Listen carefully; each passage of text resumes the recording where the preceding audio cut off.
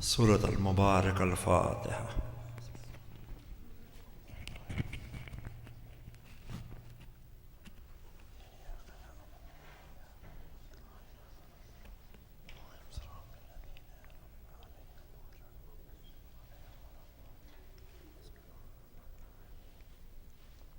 بسم الله الرحمن الرحيم. الحمد لله رب العالمين، والصلاة والسلام على سيدنا وعظيمنا وحبيب قلوبنا وشفيع نفوسنا أبي القاسم محمد.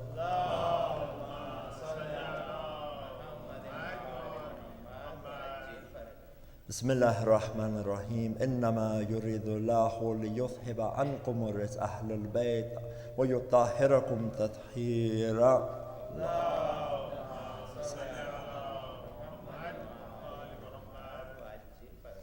السلام عليك يا أبا عبد الله وعلى الأرواح التي حلت بفنائك. عليك مني سلام الله أبدا ما بقيت وبقي الليل والنهار، ولا جعله الله آخر العهد مني لزيارتكم.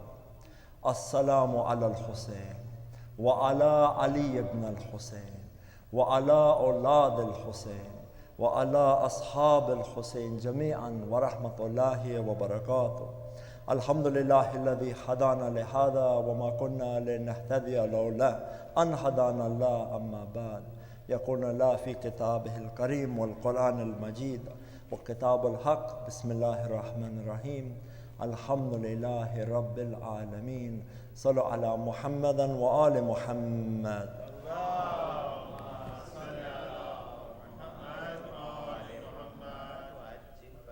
Respected brothers and respected sisters, Assalamu alaikum jami'an wa rahmatullahi wa barakatuh.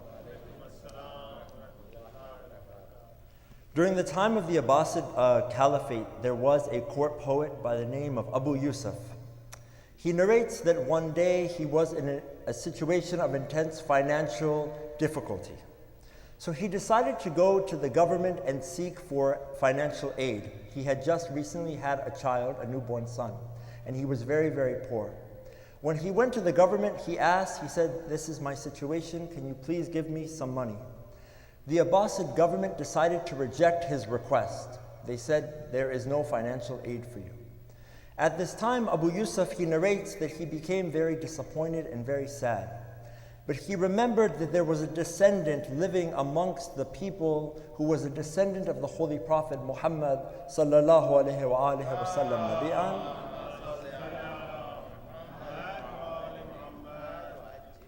By the name of Imam al-Hasan al-Askari alayhi salam.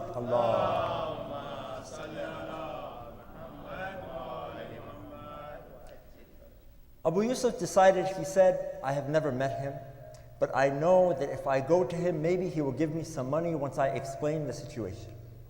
Abu Yusuf narrates that he went to the house and he approached the house of the Imam. He said as he got close, he started to get very nervous. He said, "Because of the fact that I work for the Abbasid government, the Imam may reject me." So when he got to the house, he stopped and instead he started wandering around the house, stalling.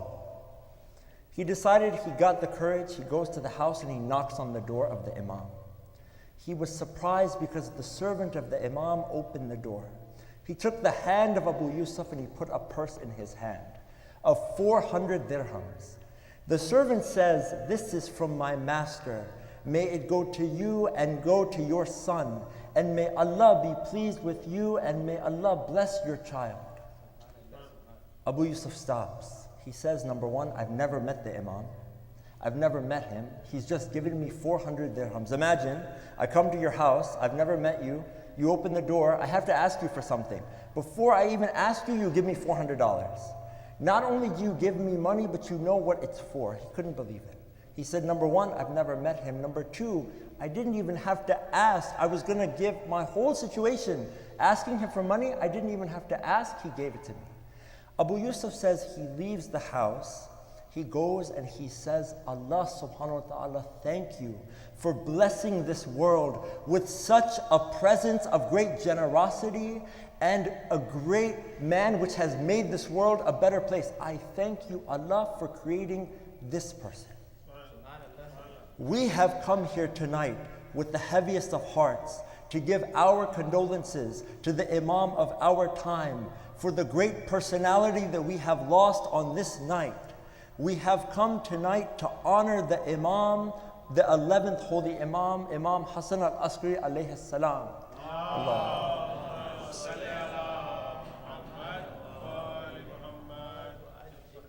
And one of the best ways to honor someone is to get to know them. And how else do you get to know an individual or personality other than studying it? Through the mercy of the Almighty, tonight we seek to look at some of the glimpses of the unbelievable life of Imam Askari alayhi salam. And there are 3 stages that we would like to do this, inshallah, that we would like to approach this. The first stage is, why is he called Al-Askari? What does his title mean? Secondly, as you know, the Imam's life was mostly in prison. Just because you are put in prison, does that mean that you stop being the Imam? Does that mean that you give up on life? We're going to look at many examples of how he lived his life even in prison. And thirdly, what is one piece of advice that he gave us, his Shia, that we should always hold on to, and that we should take as a part of who we are and make it a part of our life? We seek through the mercy of the Almighty and the blessings of your salawat to honor and to remember our holy 11th Imam tonight, to give our condolences to the Imam of our time, and to reach a station which pleases Allah subhanahu wa ta'ala. Because there is no doubt that when you learn from the Imams, there is no better station and no better success than honoring and learning from their lives. Sallu ala Muhammad wa ali Muhammad.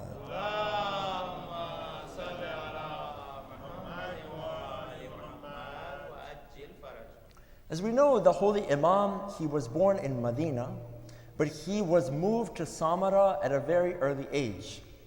Now, Samarra is 60 miles north of Baghdad in modern-day Iraq. And the Euphrates River goes through it, and there are hills that are all around it. It's a very beautiful place, and we pray, inshallah, may you all have the opportunity to visit this blessed shrine of Imam al-Hadi and Imam al-Askari alayhi salam. The reason that he is given this title, Al-Askari, is because Al-Askar was a camp, a military garrison town, a military camp. So Al-Askar literally means like a military base. Because Imam al-Askari alayhi salam spent the majority of his life there, he was given this title, Al-Askari. But I have to tell you, this was not an individual or an ordinary individual. From the youngest of ages, there is a man who narrates that he was amongst children. One day he was walking in the streets of Samarra, this man, he narrates this. And he says that I saw all the very young children, they were playing. All the children, they were playing, 4 or 5 years old. They had their toys, the toys that the kids have, and everybody was so happy. He says, though, that I noticed there was one little boy who was not playing with any toys, and he had shed a tear. Little boy. I decided to go up to him. I went to this boy and I said, "Oh child, are you okay? Are you sad because you don't have any toys?" He looked at him and he said, he's a little boy. He says, "Should I go?" So he asked him, he said, should I go and should I bring you some toys? Maybe you're sad. He says, he looked at him and he said, "Oh man, we were not put on this earth to play with toys." The man is looking at this boy. He says, "What kind of son is this?" He says, what do you mean?" The little boy looks at the man and he says, "Oh man, have you read the Holy Quran?" The man's thinking, yes, I've read the Holy Quran, but you're a little child. Okay, I was just wondering if you were okay. But yeah, no problem. The boy says, "Have you read chapter 23, Surah 117? Surah 115, sorry." The man says, "I haven't. Can you tell me about it?" He says, "Bismillahir Rahmanir Rahim. Did you think that we created you in vain and that to us you will not be returned?" The boy starts to tell the man, he says, "I go home and I see my mother, and she takes the sticks and she tries to light a fire. And I am wondering, I think about this fire, but I also think about the fire on the day of judgment. And I hope that I am not going to be one of those individuals that will be a source of that fire on that day. The man stops, he goes, he says, who is this boy? Who is his child? He says, this is Hassan al-Askari. This is from the descendants of the Holy Prophet. Sallu ala Muhammad wa ali Muhammad.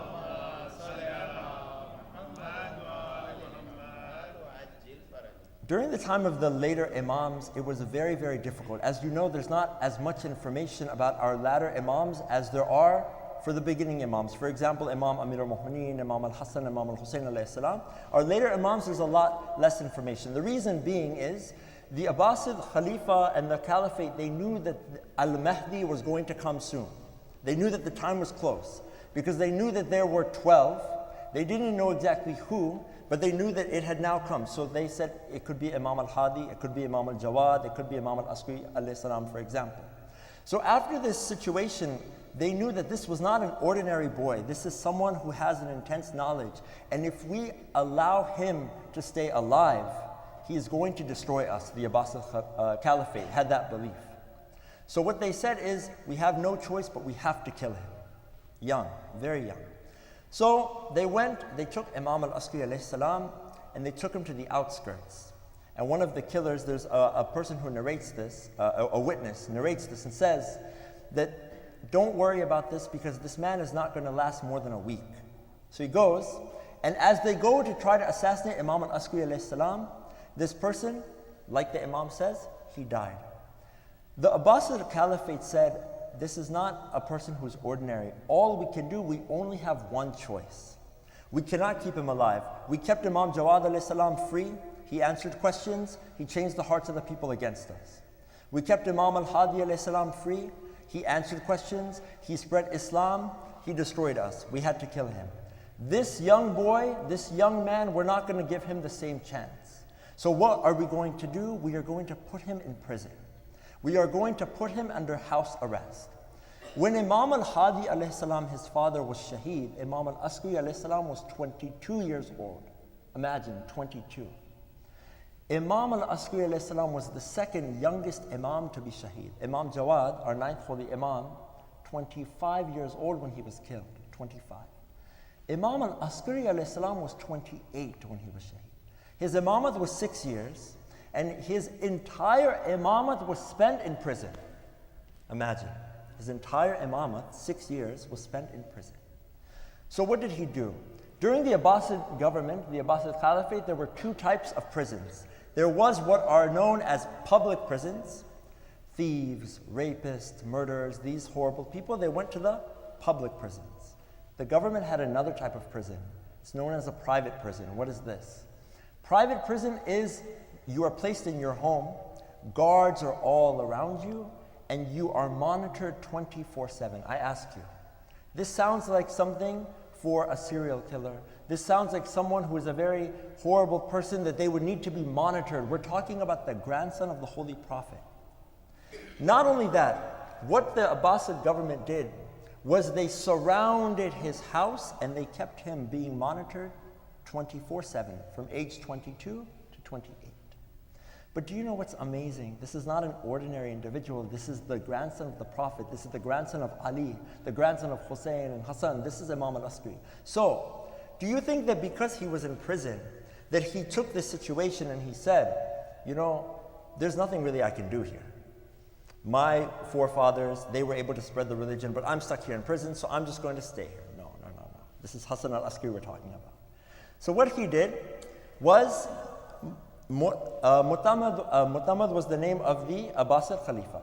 He ordered not just ordinary guards, two of the most mean-spirited people who had no heart at all whatsoever, to guard, not only guard, torture the Imam. Sallu ala Muhammad wa ali Muhammad.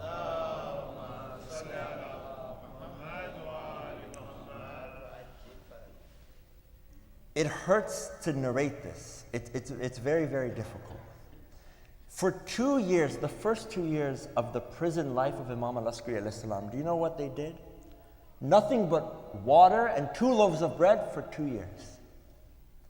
2 loaves of bread and water for 2 years. They say when the Imam was originally put in prison, he was pretty well off, he was pretty fit. They said by the end of his life, he was so thin. The Imam was so frail. Imagine, 2 years of nothing but water and bread. If I don't get the best meal, I get very upset. I complain, let's say. Do you think that the Imam went into depression? Every day what he did, he would fast mostly. During the days, Imam al-Askari al-Islam, he would fast. 2 loaves of bread and water. So he would take this opportunity because his whole life he said, this is fine. I have my Creator. That's all I need. I need nothing more than the pleasure of the Almighty. No matter what situation Allah puts me in, I'm okay because I have Him.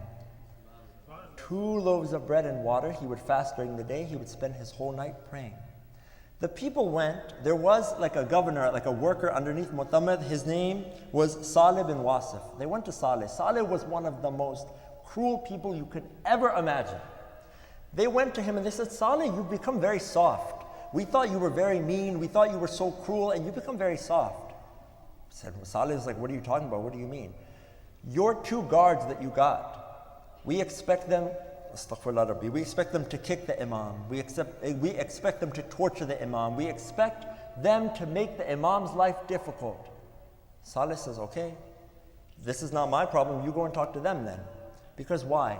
When they went to the guards, they saw that the guards, what they had done was they had become pious. They had become people who started loving Allah subhanahu wa ta'ala. And these people were not anything to do with religion. They were so cold-hearted. They went and they said, what has happened? He says, how can you expect us to torture a man? During the days he fasts, during the night he prays. He doesn't speak at all unless it's something about Allah subhanahu wa ta'ala. We've become so in love with him. We have become so infatuated with this personality. How can you expect us to torture him?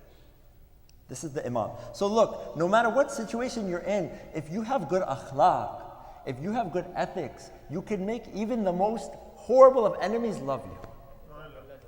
You don't even have to say anything. He didn't preach.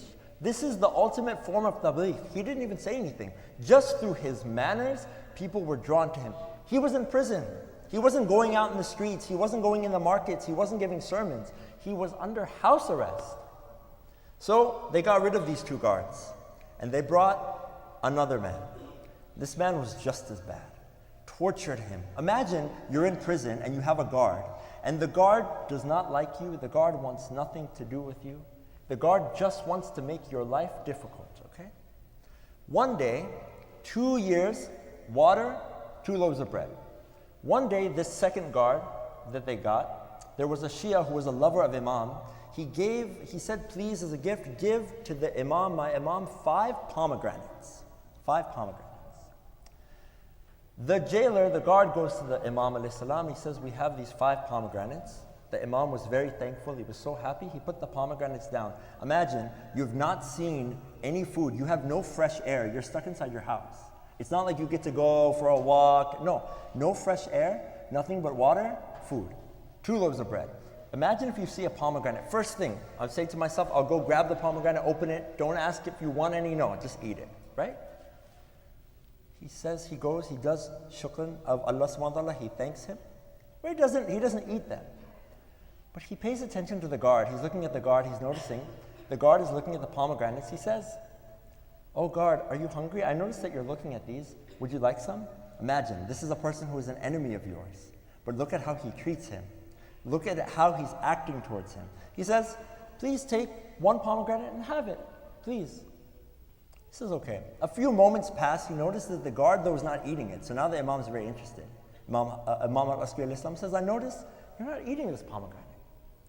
He says, I have my children at home. They're small children. And I'm actually saving this pomegranate because I want to take it to them. You know what the Imam does? He looks at him.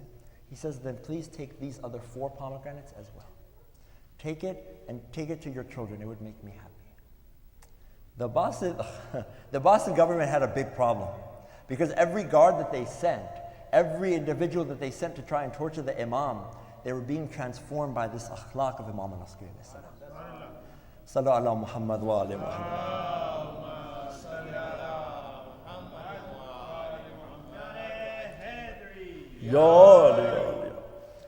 So they tried again. The Abbasid government, they tried one more time. There was a man by the name of Nahrir. This person truly was a heartless individual, very arrogant person, a person who truly hated the Ahlul Bayt alayhimus salam. His wife, however, knew of the status of the Ahlul Bayt. So what happened was, the Nahrir said, look, I know what's been happening. I'm going to take Imam al-Askari out of his house. He's going to come to my house. I'm going to show him what true torture is. I'm going to really show him what it means to have a difficult life. His wife said though, look, I beg of you, fear Allah, because this is not an ordinary person. This is a pious person who does nothing but worship Allah subhanahu wa ta'ala. And I am very afraid for you. She's telling her husband, I'm very afraid. If you torture him, if you treat him badly, Allah will curse you. Nahir looks at her and says, you think so? You think I care about that? You think Allah's going to do anything to me? Just watch me. In my garden, in my backyard, I have the most wildest of animals. Lions. They have not been fed for a few days. I know they're hungry. I do not care about this individual. I'm going to take Imam al-Hasan al-Askari alayhi salam. I'm going to put him in the cage, and the animals will do the rest. Are these people human beings or are they barbarians? I don't understand. What was the Imam doing? Nothing. He was just showing the love of Allah. He was showing love towards people. Okay. Now they go. Some time passes, let's say an evening. The wife goes to Nahrir and he says, look, you've already killed the Imam. Because they knew, they said, look, wild animals, there's nothing you can do.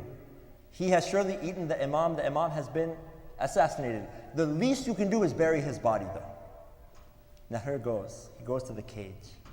What does he see? He says that he sees Imam al-Askari alayhi salam in a state of sujood and prostration, thanking Allah subhanahu wa ta'ala. But not only that, next to him he sees the lions also doing prostration of Allah. He sees those same animals that were sent against to destroy him, they are also prostrating Allah as well. Sallu ala Muhammad wa ala.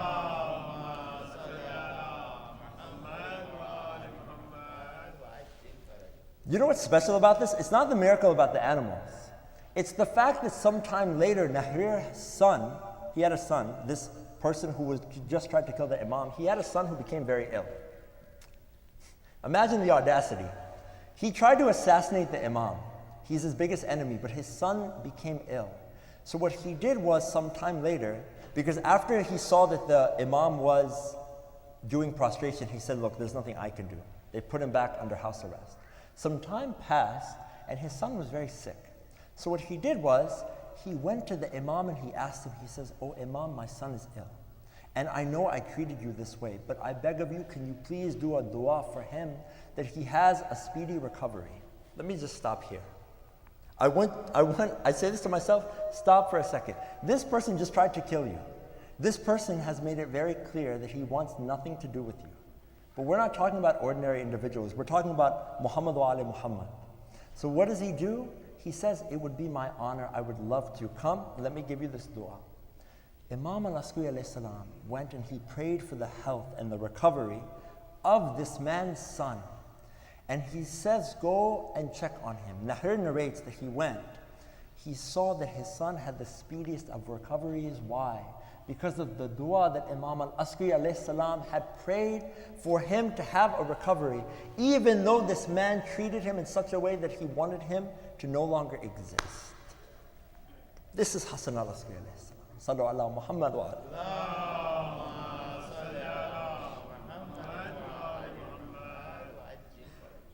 So as we continue, they said they were still enemies of his. They said, we have to embarrass this Imam. So there was a situation where the Abbasid Khalifa, again, he had a horse. There was a man in the community who had a horse. And this was not an ordinary horse. It was the most unruly horse you could ever imagine. It was untamed completely. Nobody was able to tame this horse. Nobody was able to mount this horse. Many people had tried, and what had happened is every time they tried to mount this horse or to tame him, the horse would kick that person off and that person would get trampled or that person would get hurt. The Abbasid Khalifa, he became very happy by this. He said, I want to embarrass Hasan al-Askari who's sitting in prison. And if he does tame him, then he is an Imam. But we don't believe it, so we're going to prove it. So call Hasan al-Askari, get him out of the prison, and bring him to this horse. Because we want to embarrass him. Big mistake. Big mistake. Imam Hassan al-Askari alayhi salam. Anyone else, you know that the horse is something like this. I say this, I would be very afraid, very scared. No, please. This is a horse that is known for trampling people who just try to sit on top of it. Imam Askari alayhi salam. This is the grandson of Ali. You think he's scared of anything? He looks at the horse. Horse gets tamed. He doesn't even flinch. He sits on top of the horse. The horse becomes tame. The horse becomes calm. They could not believe it. They said, how is it that you mounted him? How is it that you did this? Do you know what the Imam says? With humility, he says. He looks at them. He says, we are the Ahl Bayt of the Holy Prophet, and our perfections cannot be compared to anyone else. But with humility, he says it. This is not, do you know who you're putting under house arrest? You think you're trying to kill anyone ordinary? No. We are Muhammad wa Ali Muhammad. You think a horse is going to scare us? We have Zul Janab. We have, everything is under us. We are Muhammad wa Ali Muhammad. Sallu ala Muhammad wa Ali Muhammad.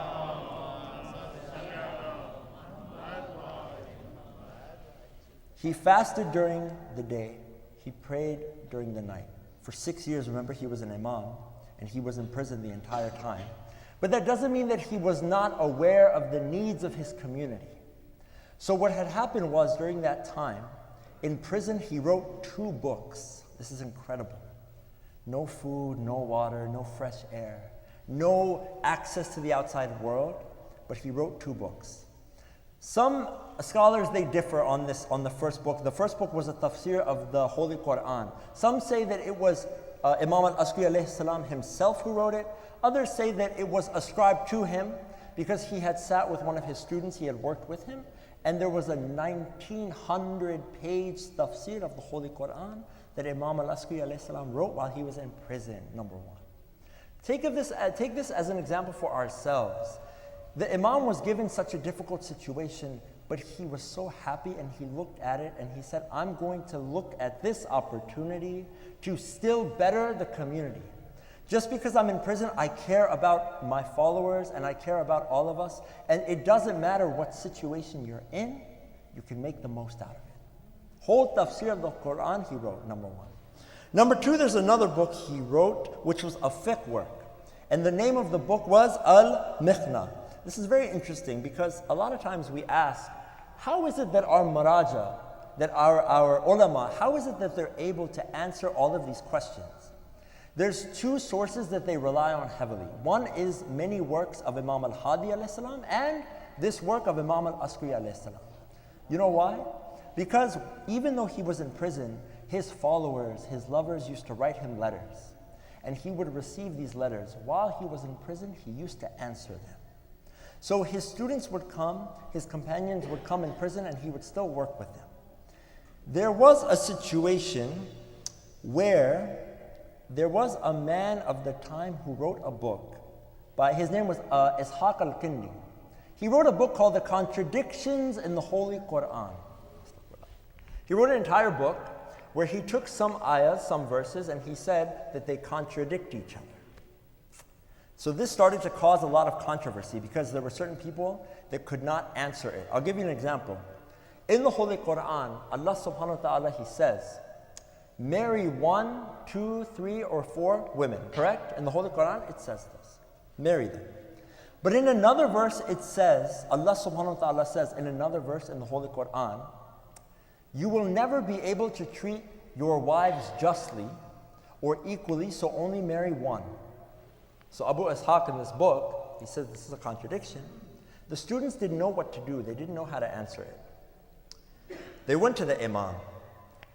The amazing thing is, what Allah subhanahu wa ta'ala is saying, He's saying, and there are a lot of conditions, obviously, to marrying multiple wives. We won't go too far into it.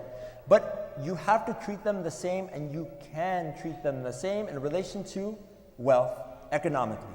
If I give wife A X amount of money, I can give the same amount to wife B, C, and D, for example. I can also be just to them in relation to the time that I spend with them, right? So if I spend 2 hours with wife A, I can spend 2 hours with wife B. But what the second verse is referring to, Allah subhanahu wa ta'ala says you will never be able to treat them justly when it comes to your love. For example, I cannot say that I love wife A 42.3% and I love wife B 38.9%. Can I? No. So, what is being told here is you treat them equally in relation to your money. You treat them equally in relation to your time. But when it comes to love, you will never be able to treat them justly. Why do you think Rasulullah only married Bibi Khadija when he was married to her and married no one else? Because his heart was with her only. The love was with her only. Imam Amir al-Mu'mineen alayhi salam was the same with Bibi Fatima alayhi salam. That love is only for one. So the students didn't know what to do. They didn't know how to answer this. So they went to Imam al-Askari alayhi salam. Imam al-Askari alayhi salam said, it's very simple. Go to Abu Ishaq and ask him this question. Is it possible that the author of a book intends something different than the interpretation of its reader? He goes, the students go to Abu Ishaq. They say, Abu Ishaq, we have an answer for you. He says, what? Because the thing about Abu Ishaq is he was a sincere person. Sometimes if we go through the wrong sources, we may get confused. He wasn't an enemy of the Ahlul Bayt al-Muslim. But he had come across these verses, he didn't know what to do, he wrote this book. The students go and they say, oh, Abu Ishaq, we have a question for you. He says, yeah. Is it possible that when an author writes a book, he intends something different than what the reader interprets it? Abu Ishaq stops. He says, yeah, that's very true. So they said, oh, Abu Ishaq, is it possible that when Allah subhanahu wa ta'ala revealed these verses, that the reason for the revelation and the meaning behind them is different than what you're understanding it from? Abu Ishaq stops. He says, who told you this? The student said it was from us. He says, no. There's no way that you have knowledge like this. Tell me. No, it was from us. No. Who did you get this answer from? He says, we got this from Hasan al-Askari alayhi salam.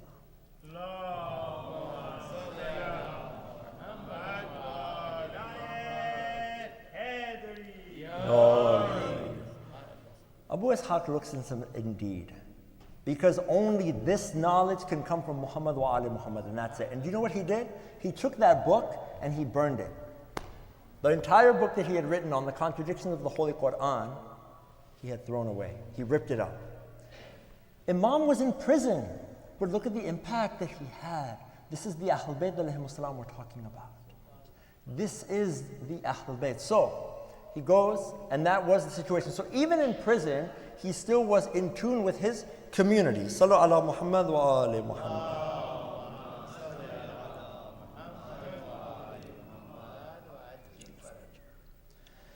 And it's quite incredible. As we look, the biggest thing that we want is we want to be close to the Imam. We want to be close to all of them. And do you know what is amazing? The Ahlul Bayt alayhimus salam, they have told us how to live. Imam al-Askari alayhi salam, he gave us a piece of advice. It's rather lengthy, but inshallah, it's very much worthy of going through. Because we all are begging Allah subhanahu wa ta'ala, inshallah, that we want the reappearance of our Imam. But we have to know his father. We cannot keep asking for the Imam to return and we have no relationship to his father. It doesn't make sense. We love the Imam, we love the Imam, we love the Imam, yet we know nothing about him. We know nothing about his father or his grandfather. No. So look at the advice of Imam al-Askari alayhi salam to his Shia. He says, O Shia, O my followers, I advise you in 7 things. Number 1, I command you to fear Allah. Number 1. But do you know this fear? It's not the fear of punishment. It's the fear that I may do something which displeases Allah. There's a difference. I command you, O my Shia, you want to say that you love me, that you follow me? Number 1, I command you to fear Allah. Not just in the punishment, but have that taqwa. Know that He's always watching you and that you want to establish that love, because there's no love stronger than that between your Creator and His creation, number 1. Number 2, show piety in your religion. Show piety. Be someone who's pious, someone who's humble, someone who is generous. Number 2, show piety when you follow the religion of Islam. I'm advising you, Imam al-Hasan al-Askari alayhi salam is saying. He was only less than 28 years old. He wasn't 50, 60, 70, all of us youth. He is a role model for us because he's our age. Because when he was young, when he was playing with the toys, it's an example we can learn. When he was a teenager, it's an example we can learn. And when he was in his early 20s, he was Imam, 22 to 28. So he says, show piety in this religion, number 2. Number 3, work hard. Work very hard. But work hard for the sake of Allah. Work, earn, please, no problem. It's very much recommended. I beg of you, work hard, but work hard for Allah's sake. Earn. But every time you go to work, every time you go to school, start your day and say, Bismillahir Rahmanir Rahim. Oh Allah, I've come here to work. I'm sitting at my computer. I'm going to the hospital. I'm going to school. But I'm doing it for one reason only, qurbatan lillah. The entire day you're doing that, you know what? You're gaining sawab. Why? Because you're doing ibadah. Don't think that just because you're at work, I'm spending 8 hours here, I'm driving 2 hours to go to work, 2 hours back, that it's all wasted. No. If your intention is that you earn this money, which is a trust from Allah, that you can use it to better yourself, better your family, give to the poor and the orphans, give to the masjid, for example, and that you're doing it for His pleasure, then what better ibadah than that? Number 3. Number 4, the Imam says, please only tell the truth. Number 4, do not lie. If you've done something wrong, own up, but just don't become someone who's deceitful. Because Allah knows, you cannot hide from Him, correct? So only tell the truth. If you have something to say, make sure that what you're saying is true. Don't don't embellish, don't add your own opinion, don't make it more than it is. Speak the truth. Number 4. Number 5, if you have borrowed something of someone's, return it to the rightful owner. Look at how important this is. Return the deposits to the rightful owner. Don't keep it for yourselves. If you have asked and this person has been generous, he says you can borrow this. She says, for example, take this. I go to my friend's house, I borrow their lawnmower, I have to cut the grass. 2 years later, the lawnmower is still sitting in my garage. No. The person maybe was nice, maybe he doesn't want to say anything, he doesn't want to offend you, so he hasn't asked for it. But the Imam is saying, if you've taken something from someone, if you borrowed it, return it to them. The Imam is here in 2017. Don't think that just because it was 1400 years ago that we cannot relate. He's alive, his son is here. This is the whole point and the beauty, and this advice we recommend ourselves to take to heart. Number 6, prostrate yourself before Allah subhanahu wa ta'ala. Go into a state of sujood, but do so for a long time. Prostrate yourself in front of Allah for as long as you can. You know, there's an amazing narration that says that if you knew how much sawab you were gaining while you were in a state of sujood, you would never lift up your head. The generosity of Allah subhanahu wa ta'ala is such. You think when you go into sujood it's something small? The Arabs, when the Holy Prophet came and he brought Islam, the Arabs went and they went to the Holy Prophet. They said, look, you've asked us to do Hajj, we can do Hajj. You want us to give charity? No problem. You want us to fast? We'll fast. But there's one thing you're asking us to do that we cannot do. You're asking us to go into sujood, into prostration. How can you expect our heads to be lower than our backsides? It's hard. But you know what it is? It's a sign of humility. The Imam is saying, go into prostration and do so for as long as you can. Prostrate to your Lord. There's nothing more humbling than doing sujood. All your du'as, go into sujood and ask Allah subhanahu wa ta'ala in that state.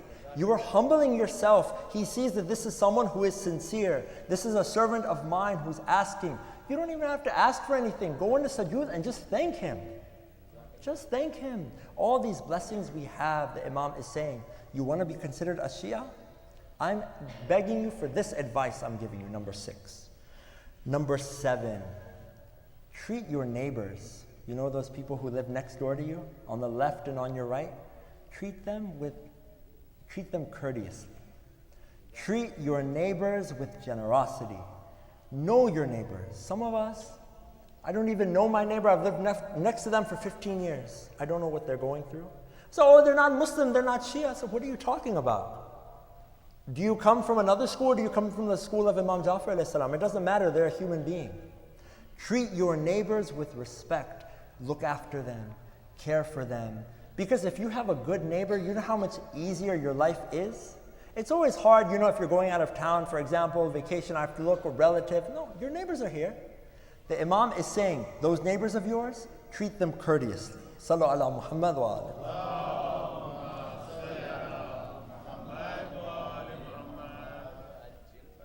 But the Imam continues. He says, these are the matters that my grandfather, the Holy Prophet, has brought forth. He says, offer prayer in the middle of your folks, the people in congregation. Go and offer prayers in jama'ah. He says, go and attend their funeral prayers. The Imam is saying how important it is. When someone in our community passes away, go and attend their funeral. Do you know how much it means to that family when they see you there? How much better they feel? And the mayyat, the person who has passed away, when you've gone, you've taken time out of your busy schedule to go and offer condolences to that family after they've lost someone. I promise you, it's something they will remember for the rest of their lives. This person has come, they've taken time, and they have visited me, they've offered condolences. Beyond that, they've gone to the janazah, they've gone to the funeral. The Imam is saying, he continues, if there's anyone in your community who's sick, go to the hospital and visit them. He says, visit the ill ones. Imam is telling us this advice. Go and visit someone who's sick. Just like the family will appreciate it, that person, psychologically, it's been proven that when a person is sick, they're sitting in bed. When someone goes to see them and they see them, they feel better automatically. It helps in that healing process to know that there's someone who cares about me. You know what's even more amazing? When it's a stranger. You see someone in the community, we all have them, we know them, we give them salams, okay? We think maybe we don't know them that well. But then if you're sitting in the hospital bed and that person comes and visits you, it means so much. Wow, I want to thank this person that they've come and they've visited me, even though I may not have known them, but they've thought enough to come and see how I'm doing. It's not me saying this, it's Imam Asri alayhi salam saying this.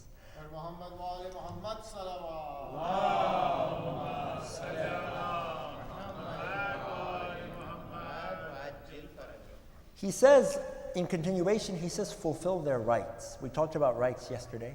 And inshallah, I urge all of us to read Risat al-Huquq because it goes much further in the rights of all the people, the mother, the father, the neighbor, etc. The Imam is saying, fulfill their rights. He then continues, he says, the Imam is saying, I am pleased. The Imam Hasan al-Askari alayhi salam, I ask you, what is greater than knowing that we have made our Imam happy? The Imam says, I am pleased if people point to you and say, these are my Shia. And he's telling you, how do you achieve that? What's the recipe for success? What is the criteria of being a Shia of Imam Jafar as-Sadiq alayhi salam and the Ahl Bayt? He says, these are the criteria. He goes on. He says, when you behave piously, when you only speak the truth, when you return the deposits to the owners like we discussed, and you conduct courteously with the people, they will look and say, who are these people? Where did they learn these manners from? Who taught them? Their parents? Yes, my parents. But my parents taught me the lessons of the Ahl Bayt alayhim salam.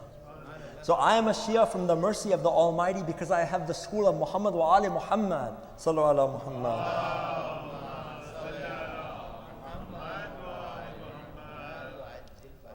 The holy Imam al-Askari alayhi salam, he continues. He says, fear Allah, as we mentioned. He says, be good examples and do not do evil. So not only are we supposed to act piously and supposed to follow and obey Allah, but what he's saying is, you never know who may be watching. You have people who may be younger than you, and they are inspired by you. When you act according to our teachings, you make the world a better place. Why? Because people are going to look and say, this person is so well liked, I also want to be like them. Not only because they're popular with the people, but because I agree with what he's saying. I agree with his actions. I love the fact that he never tells a lie. I love the fact that I can trust him, that he's generous, that she always goes and visits the sick, that she is someone who cares. This is someone I want to be like. Be a good example, he says. And in order to be a good example, you cannot do evil. Correct? So he says, be a good example, do not do evil. He continues. He says, attract the people's fondness of us who? The Ahlul Bayt, and save us from every awful character, for we are surely the people of every good thing that is said about us. We are the people. Every good thing that is said about us, it comes from the Ahlul Bayt. He says, when people look at you and you say, I'm a Shia, so okay, no problem, but I don't understand because you lie. You backbite, you get angry, but you're saying that you follow Imam al-Askari. So are you saying that that's what Imam al-Askari taught you? No. I'm a Shia, but I do all these haram things. I'm not a very good person, but I follow Imam al-Askari. Imam al-Askari is saying, please, you want to be our Shia? And we're all trying. The goal is that we're trying to be a Shia. That's the goal. We're going to slip up. But at the end of the day, don't ever give up. Take it day by day. It's okay. You may not get it on the first try, but you keep that destination in mind.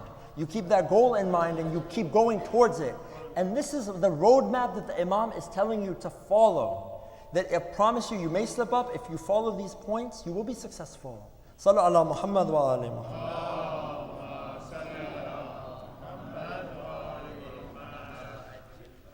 Imam al-Askari alayhi salam, he looks, he says, we, the Ahlul Bayt, we enjoy a distinctive right in where? In the Holy Quran. The Imam says in the Holy Quran, there's a right that's given only to us Ahlul Bayt. He says, we have a relationship to the Holy Prophet, and we are a purification whose purification only comes from Allah. We are so pure, that purity comes from where? Our Creator only. He says only the liars can have a claim that they enjoy our distinctive features. Meaning what? There is not an individual on this earth who can claim that they have the characteristics of the Ahlul Bayt other than the Ahlul Bayt. Imam al-Askari says, if you see someone else and they say, we're like this, know that they're lying. Because we enjoy a distinctive feature that is in the Holy Quran. And we have a purity that comes from Allah subhanahu wa ta'ala that nobody else has. What does he say in the Holy Quran? Verily, my desire is to keep blemish away from you, O people of the household, and to purify you with the perfect purification. Sallu ala Muhammad wa ali.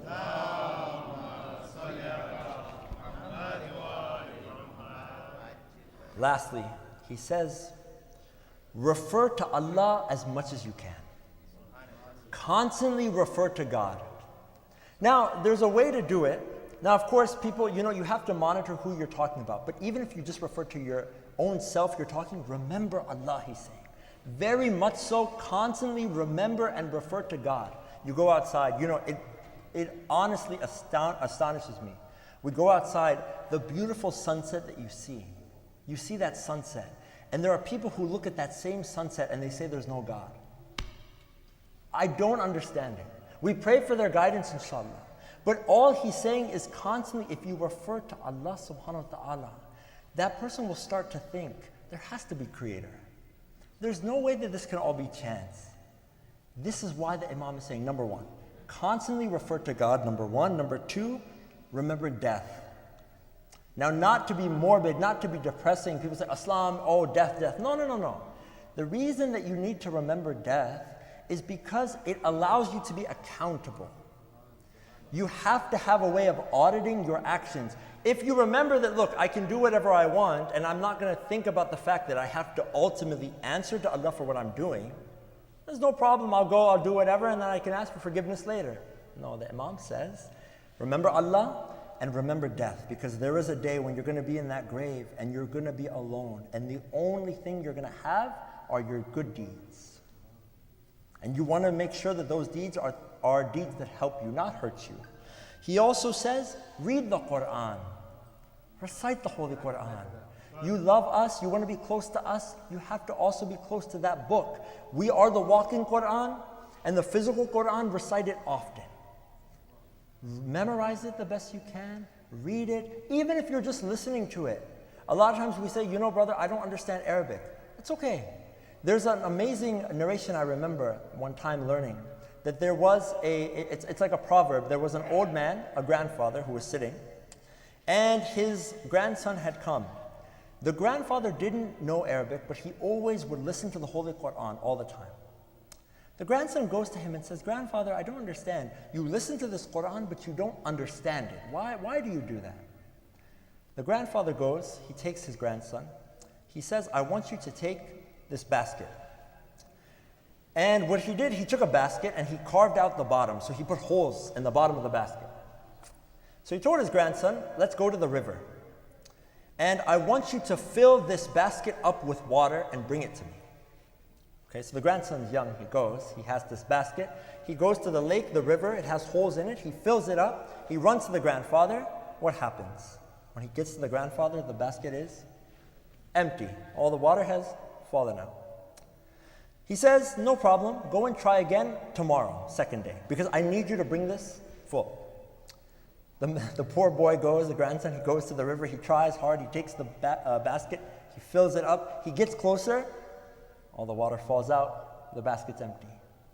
Third day he does this. After he does this, he goes a third time, the basket's still empty, he asks his grandfather. The grandfather looks at him and he says, "You know, 3 days ago when you started, there was a lot of dirt and dust in this basket that you did not see before. You've gone to the river. If you look at this basket now, 3 days later, you'll notice that while it may not have all the water in it, it's more clean and more pure than it was 3 days ago. The reason that I listen to the Holy Quran is, yes, I may not get the full understanding, but it cleanses my heart. And it removes this najasat and this impurity from my heart that may not be there before, that I can go, and it allows me now to be motivated to stop even for 2 minutes and read the translation."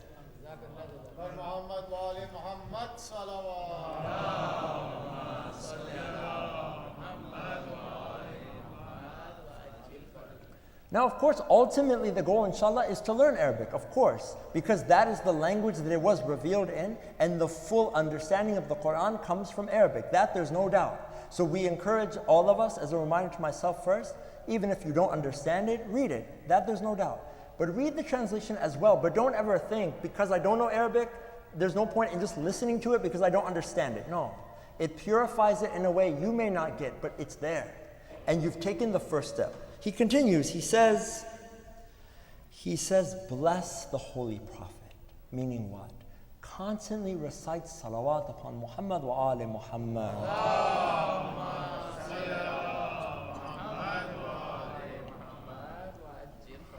If you're in a situation and you don't have anything to say, in your mind or in your tongue, Allahumma salli ala Muhammad. Constantly. You know why? The Imam says that one blessing of the Prophet, one salawat, has 10 advantages. 10, one salawat. He says constantly recite salawat upon Muhammad wa ali Muhammad, constantly, as much as you can. Remember Allah, remember death, recite the Holy Quran, give salawat upon the family. And he also says, lastly, Imam al-Askari alayhi salam, in this beautiful piece of advice, he says, "Retain the matter of which I have commanded you." And then he makes a dua for all of us, the Imam. Imam al-Askari alayhi salam, he says, "Allah keep you under his supervision and may there be peace upon you." Imam al-Askari alayhi salam, he's here. He is alive in all of us through our actions. And this brings us, when you have a personality who is full of purity and light, like Imam al-Askari alayhi salam, you think the Abbasid Khalifa wanted them to be alive? As we get to the final moments, and I pray to Allah subhanahu wa ta'ala to grant all of you sabr. The narration says that there was a companion of Imam al-Askari alayhi salam by the name of Abdul Ayyan. I said at the beginning that Imam al-Askari alayhi salam was only 28 years old when he was shaheed. 28 years old. He goes to his companion just a little bit before, about 2 weeks before. He goes to Abdul Ayyan. He says, "Oh Abdul Ayyan, I have some letters for you. I asked you, take these letters to the people of Madian, where Hazrat Salman al-Muhammadi is buried. Take these letters to him. And then return. For when you return, you will come to know in Samara that al-Askari has died. I ask you, go and take these letters." Abdul Ayyan narrates, but before that, Imam al-Askari tells him, when you come back, there will be my successor. Abdul Ayyan asked him, "How will I know who the Imam is after you? Our hearts go out tonight to the Imam of our time. because this is his father that we are remembering. He goes, Imam al-Askari alayhi salam tells Abdul Ayyan, he says, oh Abdul Ayyan, this individual, you want to know who the Imam is, know that he will be the one who will be leading my funeral prayers. He will ask you for the letters, which are the answers to the questions of the Shia number 2. And he will also know what is in the yellow bag. Abdul Ayyan narrates, he came back to Samara. The whole city was grieving. The whole city was mourning. Why? Because they had placed the poison in the fruit of Imam al-Askari alayhi salam. And at 28 years old, Imam al-Askari alayhi salam was shaheed. He was shaheed at 28. They say, the narrations say, Abdul Ayyan comes and there is a lot of commotion at the funeral prayer. Why? Because Imam al-Askari alayhi salam, he had a brother by the name of Ja'far. Now, even though he was the brother of Imam al-Askari, this was an enemy. This was a person who was not very well liked and his manners were not very good. Abdul Ayyan was very confused. Why? Because this brother Ja'far said that I am the Imam after Imam al-Askari alayhi salam. They say everyone was confused. Do you know what happened? A 5-year-old boy comes out. He comes out and he says, please step aside because I am the Imam and this is my father. He says, how do we know that? He says, oh Abdul Ayyan, I have to ask you, did you give the letters? He said, how did you know about the letters? And the yellow bag, there was a group of people who had come from Qum and they had given a trust to Imam al-Askari alayhi salam. And they asked Ja'far, if you are the Imam, then how much money is in this bag? The Ja'far said, do you expect me to have knowledge of the unseen? The 5-year-old boy looks and says, so and so amount is in this bag. They said, who are you? They said, this is my father. The Imam goes, Imam al-Hujjah goes. He leads the prayer of Imam al-Askari alayhi salam. We give our condolences tonight on this night, the night that we have lost such a monumental figure, a pillar of light, Imam al-Askari alayhi salam. Then Abdul Ayyan, what? He narrates, he goes and he says, I look, and the Imam al-Hujjah, he had disappeared. After the Salah, he had disappeared. Why? Do you know everything that Imam al-Jawad and Imam al-Hadi and Imam al-Askari had went through? You think Allah subhanahu wa ta'ala is going to keep this blessing, this Hujjah on earth? No, he had taken him. But our hearts are double heavy tonight. Why? Because the Imam, our Imam, we give our condolences that he has lost his father. But what does he say? What does he say? He says, oh Hussein, I cried tears of blood for you, that I could not be there for you and for your tragedy.